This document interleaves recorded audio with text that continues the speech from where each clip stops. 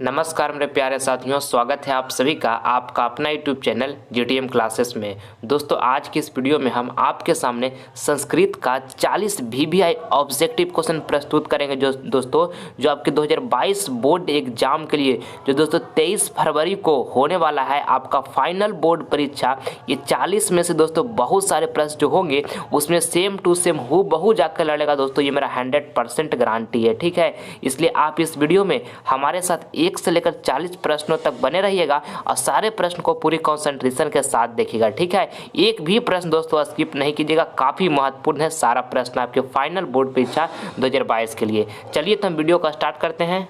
किस देश में देवता बार बार जन्म लेना चाहते हैं? ऑप्शन ए में लिखा हुआ है पाकिस्तान, बी में लिखा हुआ है यूनान, सी में लिखा है नेपाल और डी में लिखा है भारत। तो दोस्तों आपको ये प्रश्न बताना है कि किस देश में देवता बार बार जन्म लेना चाहते हैं। तो भारत में लेना चाहते हैं दोस्तों, अपना भारत में। ऑप्शन नंबर यहाँ पे डी जो होगा हमारा बिल्कुल राइट आंसर हो जाएगा। आइए अगला प्रश्न हम देख लेते हैं। दूसरा नंबर, शत्रु राज्य क्या बढ़ा रहे हैं? देखिए ऑप्शन ए में लिखा हुआ मित्रता, बी में लिखा हुआ शांति और सी में लिखा हुआ है शांति और कलह और डी में लिखा इनमें से कोई नहीं। तो आपको बताना है ये प्रश्न दोस्तों कि शत्रु राज्य क्या बढ़ा रहे हैं। तो अशांति और कलह बढ़ा रहे हैं। ठीक है, ऑप्शन नंबर यहाँ पे सी जो होगा हमारा बिल्कुल करेक्ट आंसर हो जाएगा। काफ़ी महत्वपूर्ण प्रश्न, इसको आपको ध्यान में रखना है। आइए अगला प्रश्न हम देखते हैं। तीसरा नंबर, संस्कार को कितने भागों में बांटा गया है? ऑप्शन ए में लिखा हुआ 4, बी में लिखा हुआ 5, सी में लिखा हुआ 6 और डी में लिखा हुआ 8। तो आपको बताना है दोस्तों ये प्रश्न में कि संस्कार को कितने भागों में बांटा गया है। तो 5 भागों में बांटा गया है दोस्तों, आपको याद रखना है इसको अच्छे तरीके से। ऑप्शन नंबर बी बिल्कुल करेक्ट आंसर हो जाएगा। और दोस्तों भारतीय कुल संस्कार कितना है? तो 16 है दोस्तों, ये भी आपको साथ में याद रखना है, काफ़ी महत्वपूर्ण है। आइए अगला प्रश्न हम देख लेते हैं। चौथा नंबर, उपनिषद के कितने प्रकार होते हैं? काफ़ी महत्वपूर्ण प्रश्न है दोस्तों आपके बोर्ड एग्जाम के लिए। आपको बताना है कि उपनिषद के कितने प्रकार होते हैं। तो 108 प्रकार होते हैं। ऑप्शन नंबर यहाँ पे डी जो होगा हमारा बिल्कुल राइट आंसर हो जाएगा। आइए अगला प्रश्न हम देख लेते हैं। पाँचवा नंबर, एशिया का सबसे बड़ा पुल किस नदी पर है? ऑप्शन ए में लिखा हुआ है ब्रह्मपुत्र नदी, बी में लिखा गंगा नदी, सी में लिखा यमुना नदी और डी में लिखा सिंधु नदी। तो दोस्तों आपको 5वां नंबर प्रश्न में बताना है कि एशिया का सबसे बड़ा पुल किस नदी पर है। तो गंगा नदी पर है दोस्तों, आपको इसको याद रखना है अच्छे तरीके से। ऑप्शन नंबर यहाँ पे बी जो होगा बिल्कुल करेक्ट आंसर हो जाएगा। आइए अगला प्रश्न हम देख लेते हैं। छठा नंबर, नदियां नाम और रूप को छोड़कर किस में मिल जाती है? अति महत्वपूर्ण प्रश्न है दोस्तों आपके बोर्ड एग्जाम के लिए। आपको बताना है कि नदियां नाम और रूप को छोड़कर किस में मिल जाती है। तो समुद्र में मिल जाती है दोस्तों। ऑप्शन नंबर यहाँ पे ए जो होगा हमारा बिल्कुल राइट आंसर हो जाएगा। ठीक है, आइए अगला प्रश्न हम देख लेते हैं।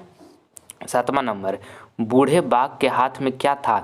ऑप्शन ए में लिखा हुआ है सोने का कंगन, बी में लिखा है तलवार और सी में लिखा है मृतक का शरीर और देखिए डी में लिखा हुआ हीरा। तो आपको दोस्तों ये 7 नंबर प्रश्न में बताना है कि बूढ़े बाघ के हाथ में क्या था। तो सोने का कंगन था दोस्तों, आपको इसको याद रखना है। ऑप्शन नंबर ए जो होगा बिल्कुल करेक्ट आंसर हो जाएगा।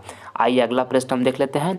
8 नंबर, सारा प्रश्न दोस्तों जो आपको 40 महत्वपूर्ण ऑब्जेक्टिव क्वेश्चन आपको हम बता रहे हैं आपके फाइनल बोर्ड परीक्षा 2022 के लिए काफ़ी महत्वपूर्ण प्रश्न है दोस्तों। ये 40 में से बहुत सारे प्रश्न जो होंगे आपके फाइनल परीक्षा में दोस्तों हूबहू जाकर लड़ेगा, ये मेरा 100% गारंटी है। इसलिए आप इस वीडियो में 1 से लेकर 40 तक सभी प्रश्नों को बारीकी के साथ देखिएगा। ठीक है, एक भी प्रश्न दोस्तों इस वीडियो को आप स्किप नहीं कीजिएगा। ठीक है, चलिए देखते हैं हम 8 नंबर प्रश्न। कहता है कि ब्रेसवर नामक मंत्री कहाँ रहते थे? ऑप्शन ए में लिखा हुआ है भोजपुर में, बी में लिखा हुआ है राजगिरी में और सी में लिखा हुआ है मगध में और डी में लिखा हुआ मिथिला में। तो दोस्तों आपको 8 नंबर प्रश्न में बताना है कि ब्रेसवर नामक मंत्री कहाँ रहते थे। तो मिथिला में रहते थे दोस्तों, आपको इसको याद रखना है। ऑप्शन नंबर यहाँ पे डी जो होगा बिल्कुल करेक्ट आंसर हमारा हो जाएगा।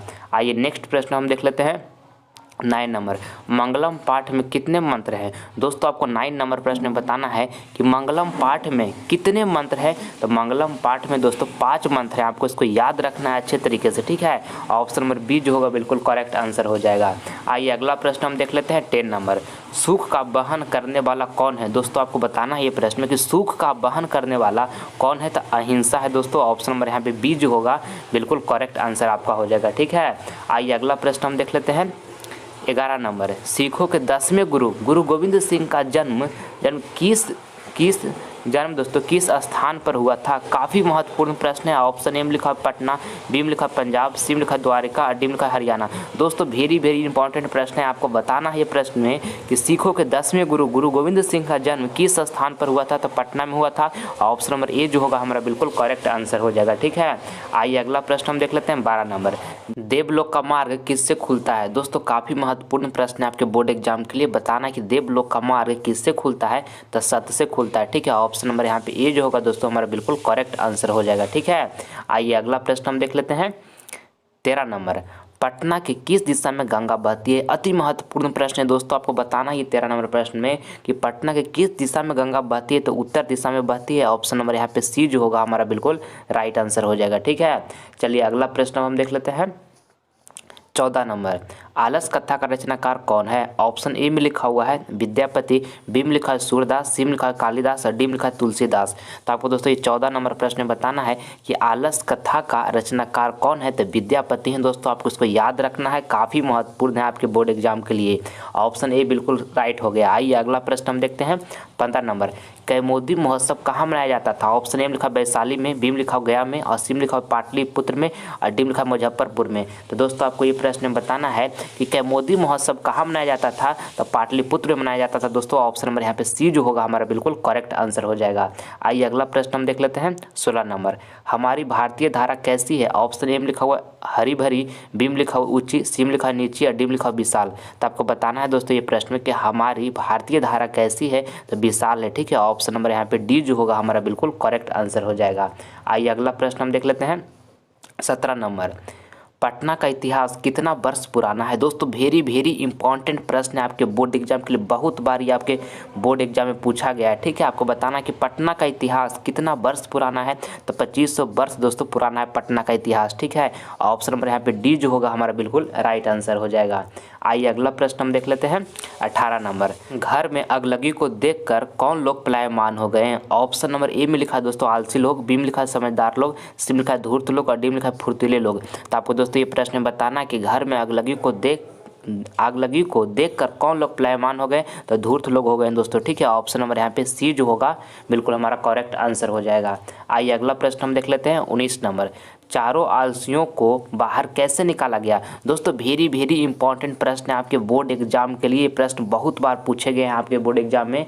आपको बताना है कि चारों आलसियों को बाहर कैसे निकाला गया? तो केस पकड़ कर निकाला गया दोस्तों। ठीक है, आपको इसको ध्यान में रखना है। ऑप्शन नंबर बी यहाँ पे बिल्कुल करेक्ट आंसर हो गया। आइए अगला प्रश्न हम देख लेते हैं 20 नंबर। जन्म पूर्व कितने संस्कार हैं? दोस्तों काफ़ी महत्वपूर्ण प्रश्न है आपके फाइनल बोर्ड परीक्षा के लिए। आपको बताना है कि जन्म पूर्व कितने संस्कार हैं? तो 3 संस्कार हैं दोस्तों, आपको इसको याद रखना है। ऑप्शन नंबर यहाँ पे सी जो होगा बिल्कुल हमारा करेक्ट आंसर हो जाएगा। आइए अगला प्रश्न हम देख लेते हैं 21 नंबर। मनुष्य को कर्तव्य और अकर्तव्य का बोध कौन कराता है? ऑप्शन ए में लिखा हुआ है शास्त्र, बी में लिखा हुआ विवेक, सी में लिखा हुआ है धन और डी में लिखा हुआ है दोस्तों यहाँ पे ज्ञान।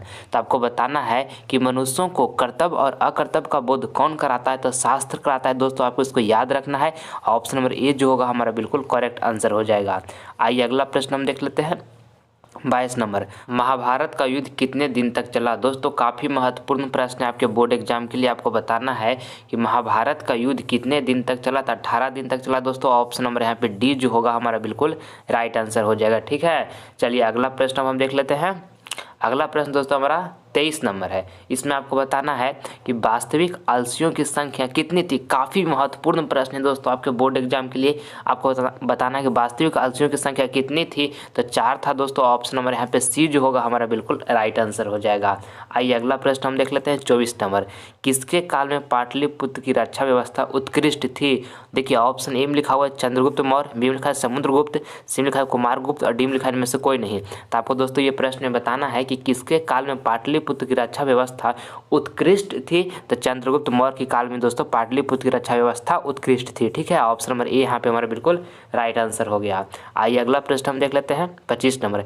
आर्य समाज की स्थापना कब हुई थी? दोस्तों काफ़ी महत्वपूर्ण प्रश्न है आपके फाइनल बोर्ड परीक्षा के लिए। आपको बताना है कि आर्य समाज की स्थापना कब हुई थी? तो 1875 ईस्वी में दोस्तों आर्य समाज की स्थापना हुई थी। ऑप्शन नंबर यहाँ पे सी जो होगा बिल्कुल हमारा करेक्ट आंसर हो जाएगा। ठीक, चलिए अगला प्रश्न हम देख लेते हैं 26 नंबर, मानवता के विनाश का भय किससे है? ऑप्शन ए में लिखा हुआ है शास्त्र से, बी में लिखा हुआ है अस्त्र से, सी में लिखा है दोनों और डी में लिखा है इनमें से कोई नहीं।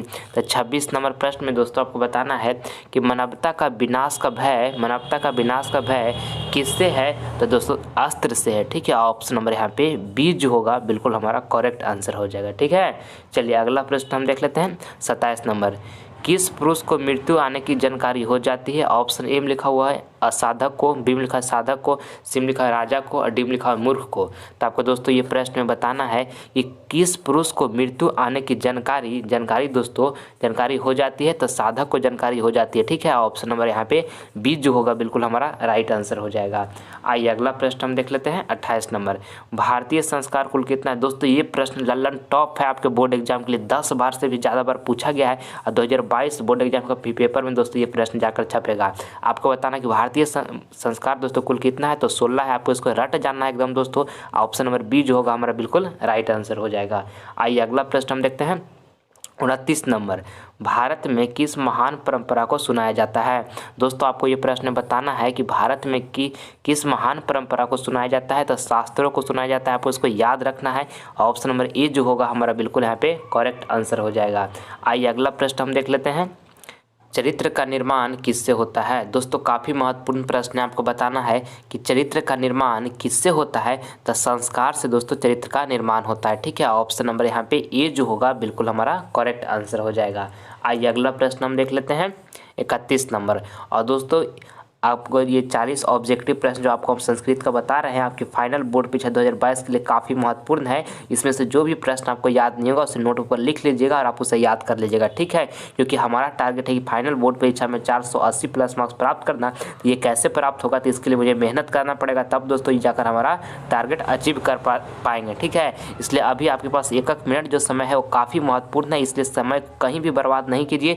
अच्छे काम अपने समय को लगाइए। आपके अंदर ये टैलेंट है कि आप 480 प्लस मार्क्स प्राप्त कर सकते हैं। ठीक है, माता पिता बहुत उम्मीद से आपको पाल पोस कर बड़ा किए हैं कि हमारा बेटा या बेटी बड़ा होकर हमारा नाम रोशन करेगा। ठीक है, और आपकी ये जिम्मेदारी है, आपका ये कर्तव्य है कि आप बड़ा होकर अपने माता पिता का नाम रोशन करें और अभी से पूरी जुनून के साथ अपनी लाइफ में मेहनत करिए। ठीक है, 2022 बोर्ड एग्जाम का अपना सबसे बेस्ट परफॉर्मेंस दोस्तों इस एग्जाम में आपको करना है। ठीक, आप हमारे साथ कंटिन्यू बने रहिएगा। अभी अगर जो सब्सक्राइब नहीं किए चैनल को तो अभी रेड बटन दबाइए, यहाँ पे लिखा हुआ होगा सब्सक्राइब का बटन दिया होगा, रेड बटन दबाइए, हमारे चैनल को सब्सक्राइब कर लीजिए। आप हमारे साथ बने रहिएगा।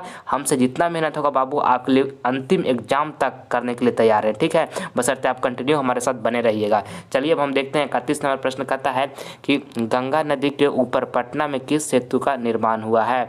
ऑप्शन ए में लिखा हुआ कृष्ण सेतु, बी में लिखा हुआ गांधी सेतु, सी में लिखा हुआ इंद्र सेतु और डी में लिखा है नेहरू सेतु।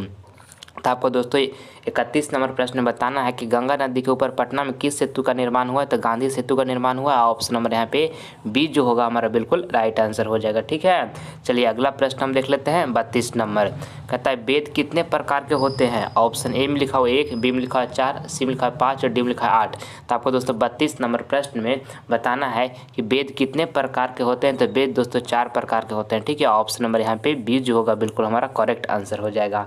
आइए अगला प्रश्न हम देख लेते हैं। 33 नंबर, यह संसार किसके द्वारा अनुशासित है? काफ़ी महत्वपूर्ण प्रश्न है दोस्तों। आपको बताना है कि यह संसार किसके द्वारा अनुशासित है? तो परमात्मा के द्वारा दोस्तों यह संसार अनुशासित है।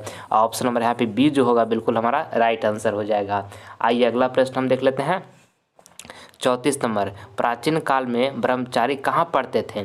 ऑप्शन ए में लिखा हुआ स्कूल में, बी में लिखा हुआ जंगल में, सी में लिखा गुरु के घर में और डी में लिखा पाठशाला में। तो आपको 34 नंबर प्रश्न में दोस्तों बताना है कि प्राचीन काल में ब्रह्मचारी कहाँ पढ़ते थे? तो गुरु के घर में पढ़ते थे दोस्तों। ऑप्शन नंबर यहाँ पे सी जो होगा हमारा बिल्कुल राइट आंसर हो जाएगा। आइए अगला प्रश्न हम देख लेते हैं।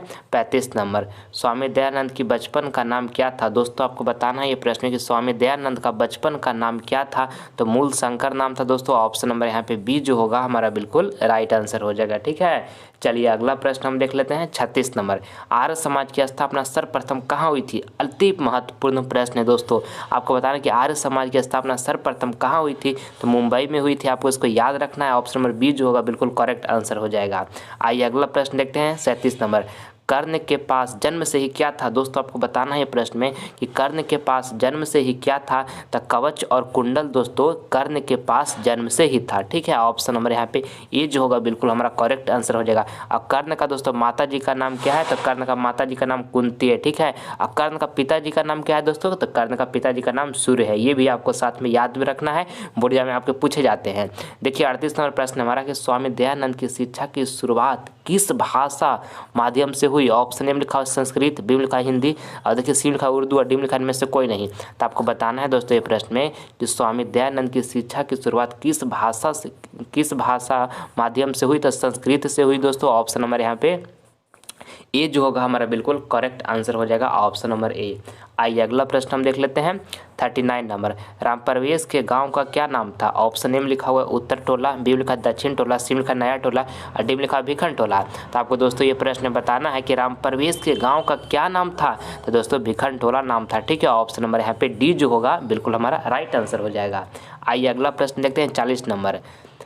रामप्रवेश के पिता थे, आपको बताना है दोस्तों कि रामप्रवेश के पिता थे धनी थे या निर्धन थे या तो विद्वान थे या तो कवि थे। बताइए रामप्रवेश का पिता जो थे दोस्तों वो क्या थे, तो रामप्रवेश के पिता दोस्तों निर्धन थे। आपको यहाँ पर याद रखना है, ऑप्शन नंबर बी जो होगा हमारा यहाँ पे निर्धन बिल्कुल राइट आंसर हो जाएगा। ठीक है, आइए दोस्तों अगला प्रश्न जो है आपका HW का प्रश्न है। ठीक है, ये प्रश्न जो है आपको हम सभी विद्यार्थियों को होमवर्क में दे रहे हैं, इसका कमेंट बॉक्स में जवाब दीजिएगा जो आंसर आपको बिल्कुल सही लगेगा। आपको बताना है कि विद्या किससे सुरक्षित होती है। ऑप्शन ए में लिखा है सत्य से, बी में लिखा है तपस्या से, और देखिए सी में लिखा है योग से, और डी में लिखा है सदाचरण से। तो दोस्तों आपको जो इसमें अच्छा लगेगा आंसर मतलब सही लगेगा उसका आप जवाब कमेंट बॉक्स में जरूर दीजिएगा। आप सभी विद्यार्थी का हम रिप्लाई जरूर देंगे। ठीक है, और अगर जो दोस्तों ये वीडियो आपको पसंद आए तो इस वीडियो को आप दिल से एक लाइक कर दें और इस वीडियो को ज़्यादा से ज़्यादा अपने दोस्तों के पास शेयर करें ताकि इस वीडियो के माध्यम से आपका दोस्त भी कुछ नॉलेज ग्रहण कर सके। और अगर जो अभी तक आप हमारे चैनल को सब्सक्राइब नहीं किए तो इस चैनल को सब्सक्राइब कर ले दोस्तों, ताकि आगे आने वाला जो वीडियो